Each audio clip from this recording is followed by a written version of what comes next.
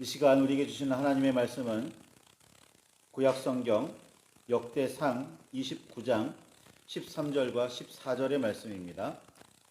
역대상 29장 13절과 14절입니다.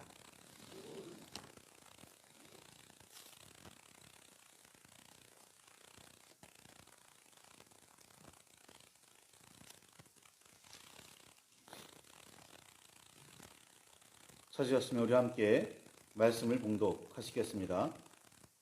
우리 하나님이여, 이제 우리가 주께 감사하오며 주의 영화로운 이름을 찬양하나이다. 나와 내 백성이 무엇이기에 이처럼 즐거운 마음으로 드릴 힘이 있었나이까.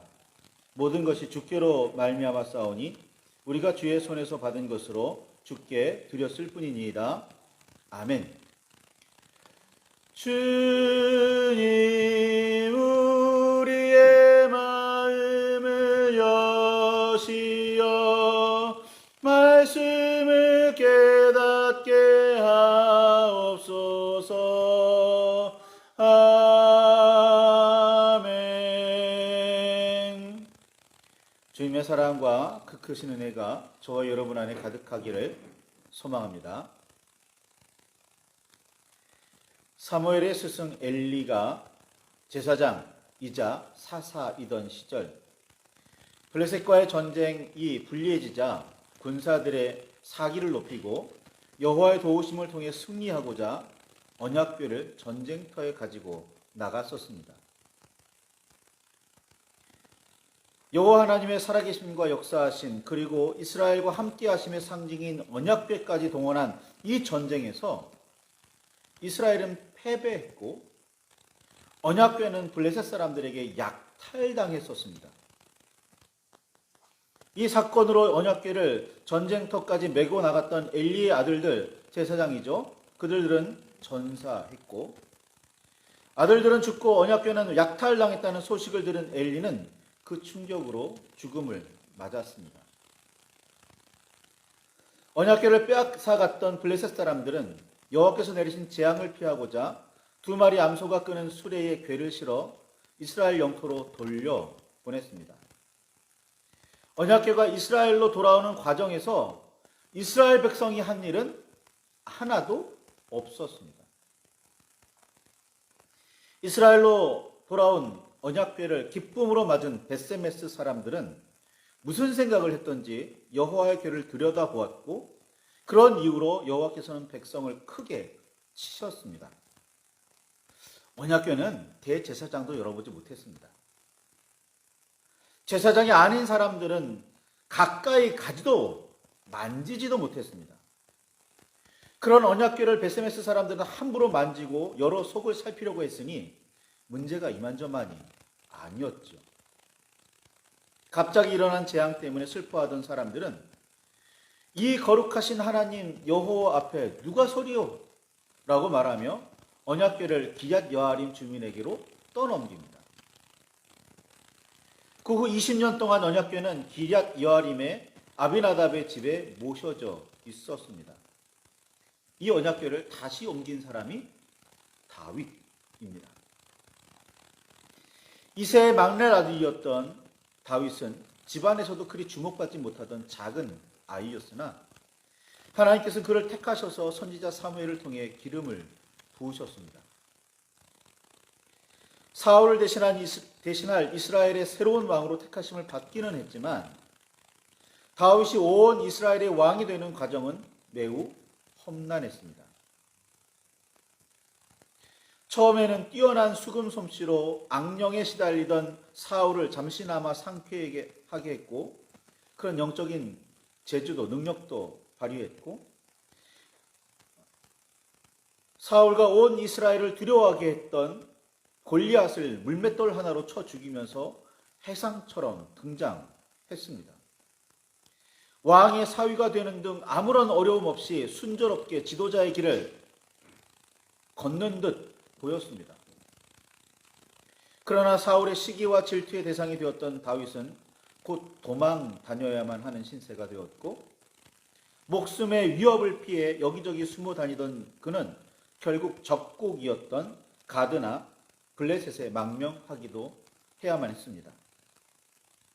다윗과 함께 어려움을 헤쳐나가던 사람들도 꽤 있기는 했지만 그 정도로는 안전하지 않았기 때문입니다.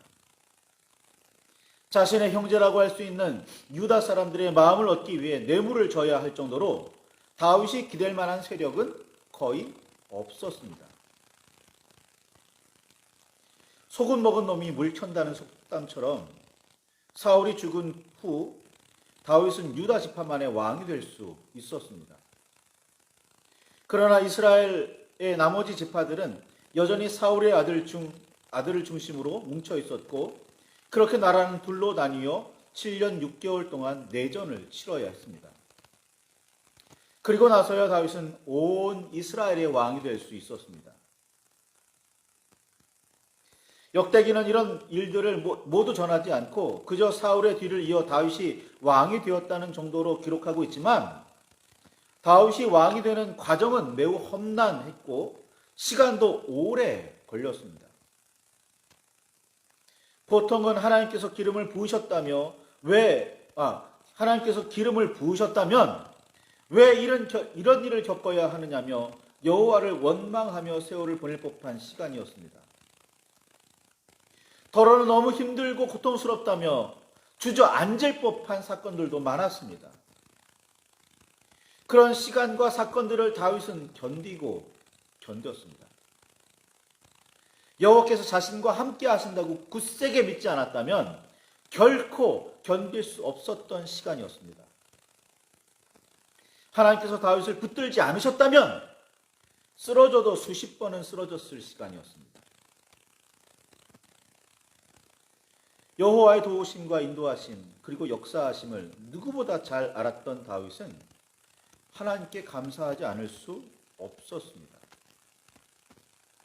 그가 마침내 왕의 자리에 앉을 수 있었기 때문이 아니라 시편 23편의 표현처럼 사망의 음침한 골짜기를 다닐지라도 무사히 그 음침한 골짜기를 통과할 수 있게 하신 하나님의 은혜를 기억했기 때문입니다. 아무도 알아주지 않았던 자신을 택하셔서 기름을 부으신 하나님, 온갖 어려움 속에서도 지켜주신 하나님, 목숨이 위태로울 정도로 힘들었던 시절을 함께 하시며 보호해 주신 하나님, 언제나 도우시며 인도하시는 하나님, 마침내 온 이스라엘의 왕이 되게 하신 하나님께 다윗은 마음 깊은 곳에서부터 감사가 늘 넘쳤습니다. 시편의 이런 시들을 보면 이를 너무나 잘 알 수 있지요. 이런 마음으로 보니 자신은 번듯하게 지어진 궁궐에서 편안하게 지내는데 여호와께서 그 위에 머물고 계신다는 언약궤가 겨우 천막에 모셔져 있다는 사실이 불편할 수밖에 없었습니다. 기럇 여아림에 20년 동안 방치되어 있던 언약궤를 2번에 걸쳐 정성스럽게 예루살렘으로 모셔오고도 겨우 천막에 두었다는 사실이 문내 마음에 걸렸습니다. 더구나 여호와 하나님께서 언약궤 위에 머물고 계시는데도 겨우 천막이라니 말입니다. 다윗은 언약궤를 모셔둘 건물, 나아가 여호와께서 머무실 거처를 건축할 생각을 하게 되었습니다. 이런 다윗의 마음을 아신 하나님께서는 사무엘하 7장 5절에서 8절까지의 말씀을 쭉 읽어보시면 내가 나를 위하여 내가 살 집을 건축하겠느냐? 너는 내가 거할 집을 건축하지 말라 라고 말씀하셨습니다. 다윗이 아무리 잘 지은들 어떤 건물이 세상 만물을 창조하신 여호와, 세상의 모든 일을 섭리하시는 하나님께 어울리겠습니까? 아무리 화려하게 짓고 아무리 크게 지은들 그게 여호와 하나님을 수용할 수 있겠습니까? 게다가 다윗은 스스로 고백했듯이 수많은 피를 흘려가며 수없이 전쟁을 벌였던 사람입니다. 아무튼 다윗은 여호와를 위한 성전을 건축할 수 없었습니다. 건축하려는 마음은 대단했지만 건축할 수는 없었습니다. 더 정확하게는 여호와께서 막으셨습니다. 하나님의 마음에 합한 사람 다윗인데 하나님의 마음에 합한 사람 다윗이 하려는 일을 하나님께서 막으셨습니다. 하나님께서 허락하지 않으셨기에 다윗은 성전을 건축하지는 못했지만 거의 모든 준비는 해두었습니다. 이 사실을 역대상 22장을 보면 잘 알 수가 있습니다. 일꾼과 기술자들을 모았고 그들에게 성전 건축에 들어갈 돌을 다듬게 했습니다. 금은을 비롯한 여러 재료는 물론 무게를 달 수 없을 만큼 심히 많이 준비했습니다. 그리고도 뒤를 이어 왕이 될 솔로몬을 불러놓고 더 하라고, 너는 더 할 수 있을 거라고, 더 추가하라고 그렇게 말했습니다. 신하들을 모두 불러놓고 솔로몬을 도우라며 역대상 22장 19절에는 이제 너희는 마음과 뜻을 바쳐서 너희 하나님 여호와를 구하라. 그리고 일어나서 여호와 하나님의 성전을 건축하고 여호와의 언약궤와 하나님의 성전의 기물을 가져다가 여호와의 이름을 위하여 건축할 성전에 드리게 하라 라고 유언을 남기기까지 했습니다. 심지어 성전을 섬길 사람들을 모두 체계적으로 조직했고 설계도까지 솔로몬에게 남겼습니다. 솔로몬은 그야말로 다윗이 모두 차려놓은 밥상에 숟가락만 올려놓고 맛있게 먹기만 하면 되었습니다. 솔로몬이 더할 것 몇 가지 더 있었겠지만 그냥 건축하기만 하면 됐던 겁니다. 모든 준비는 다윗이 했다고 역대기서는 그렇게 기록하고 있습니다. 그러니까 다윗의 마음이 얼마나 성전을 건축하고자 하는 열망이나 마음이 얼마나 컸겠습니까? 이렇게까지 여호와의 성전을 위해 준비한 다윗은 온 회중 앞에서 여호와를 송축하며 이렇게 말합니다. 역대하 29장 11절에서 14절의 말씀이 있죠. 여호와여 위대하심과 권능과 영광과 승리와 위엄이 다 주께 속하였사오니 천지에 있는 것이 다 주의 것이로소이다. 여호와여 주권도 주께 속하였사오니 주는 높으사 만물의 머리이심이니이다. 부와 귀가 주께로 말미암고 또 주는 만물의 주제가 되사 손에 권세와 능력이 있사오니 모든 사람을 크게 하심과 강하게 하심이 주의 손에 있나이다.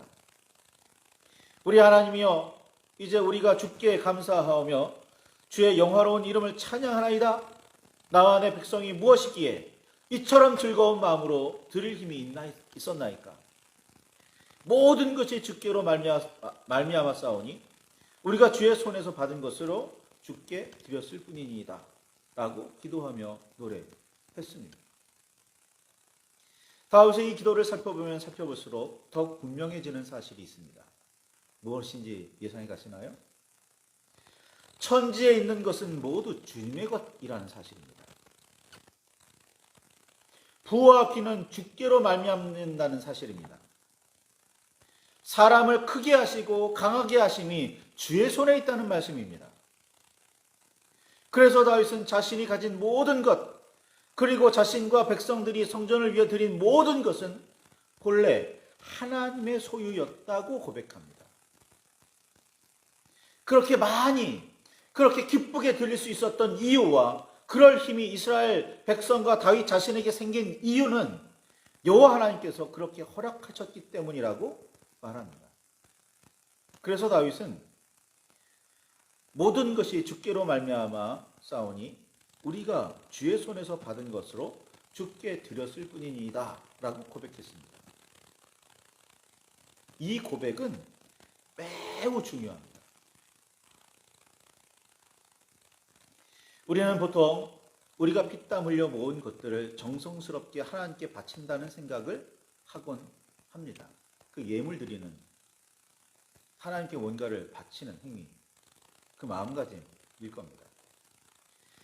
하나님께서 허락하셨다고는 해도 자신이 노력해서 모은 자신의 소유를 하나님께 드렸다라고 말이죠. 그런 자신의 소유를 들여 하나님의 나라를 더욱 풍성하게 했다고 만든다고 말입니다. 피땀 흘린 노력으로 천국을 더욱 크게 넓힐 수 있다고 말입니다. 이해가 되시나요? 인정이 되시나요? 이런 생각을 가지고 있다는 게?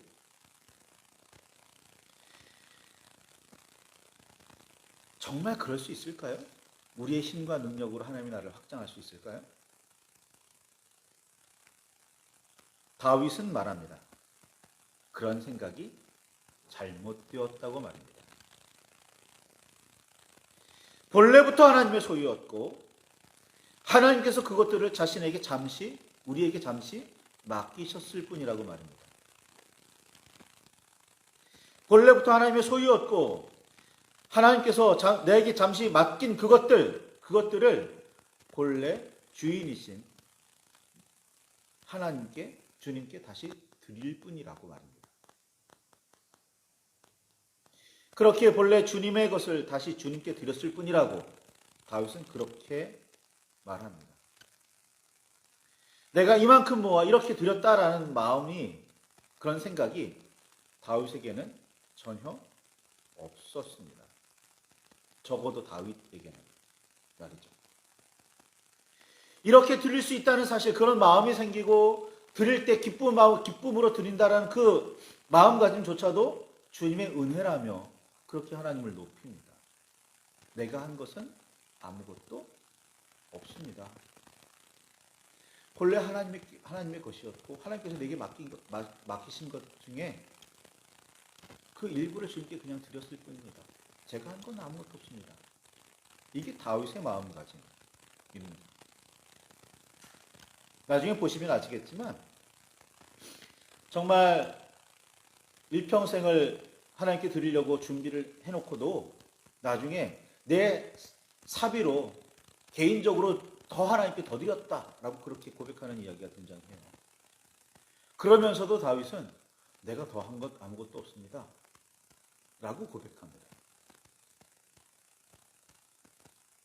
백성들도 정성을 다해서 성전 건축을 위해서 헌물을 드렸는데 그거 대단한 거 아니라고 그렇게 가르치고 있는 거예요. 받아들이실 수 있겠습니까? 오늘 우리는 하나님께 예물을 드릴 때, 뭔가 일을 할 때, 뭔가 정말 하나님의 뜻에 합당한 일들이 이루어졌을 때 칭찬받으려는 사람들이 상당히 많습니다. 당신이 너무 많이 드려서, 당신이 정성껏 했기 때문에 이룰 만큼 이룰 수 있었습니다. 혹은 너무나 엄청나게 애를 썼습니다 라고 말이죠. 그런 칭찬이나 그런 격려가 필요 없다는 말이라기보다 정말 생각해 보셔야 합니다. 내가 정말 애써서 이 모든 것을 얻었을까? 내가 정말 피땀 흘려서 이 모든 것을 이루었을까?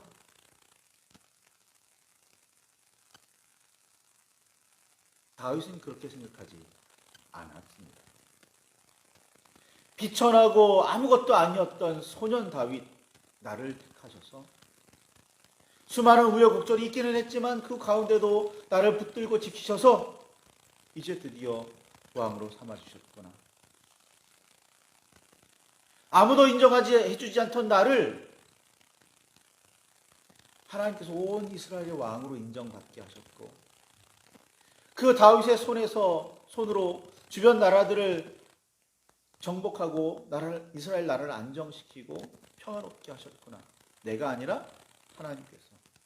그리고 하나님께서 이스라엘을 풍요롭게 하시는구나. 이 모든 것으로 말미암아 우리가 성전을 건축할 수 있었다 라는 꼭 표현하기는 하지만, 그러나 나의 공로는 아무것도 없습니다. 이게 다윗의 마음가짐인 거예요. 이런 다윗의 마음가짐이 가장 건전하고 올바른 신앙의 모범이라 할 수 있습니다. 오늘 어린이 주일, 어린이와 상관없는 말씀인 듯하지만 잘 생각해 보시기 바랍니다. 다윗의 이런 마음가짐이 있어야 우리는 건강한 신앙을 가졌다 할 수 있을 겁니다. 이 건강한 신앙을 후손들에게 물려주려면 우리가 먼저 건강한 신앙을 가지고 있어야죠. 신앙을 물려줄 때, 전해줄 때 건강한 신앙을 전해주어야 할 것 아니에요. 우리가 하나님의 사람으로서 하나님의 사람인 자손을 품었다면 그 자손을 역시 하나님의 사람으로 길러야 할 텐데 하나님께 합당한 사람으로 길러야 할 거 아닙니까? 그 자식도 아들, 딸도 내 소유가 아니고 하나님의 소유라니 하나님께서 기뻐하실 만한 사람으로 길러야 하는데 무엇이 올바른지도 무엇이 건강한지도 모르면서 하나님의 사람으로 건강하게 기르겠습니까? 오늘 말씀을 붙들고 깊이 묵상하시기 바랍니다. 깊은 깨달음이 있으시기 바랍니다. 정말 나는 올바른 마음가짐을 가지고 신앙생활을 하고 있느냐? 우리의 자식들에게, 자손들에게 올바른 신앙을 전하고 있느냐? 말입니다. 그냥 가만히 둔다고 해서 올바르게 되지 않습니다. 그렇게 가르치고 그렇게 길러야 하는 겁니다. 교회 안에 발을 들이고도 그렇게 공부하고 그렇게 배워야 바른 신앙을 가지게 되는 겁니다. 하니 오늘 말씀을 붙들고 깊이 묵상하시기 바랍니다. 바른 신앙을 가지기 위해서 얼마나 힘쓰고 애쓰고 있는지, 혹시 자고하고 교만하고 있지는 않는지, 공로를 모두 하나님께 돌리기를 아까워하고 있지는 않는지 말입니다. 말씀을 붙들고 깊이 묵상하시며 기도하시기 바랍니다. 하나님의 말씀이, 하나님의 뜻이 우리의 심령 안에 분명히 밝혀지기를, 온전히 밝혀지기를 소망합니다.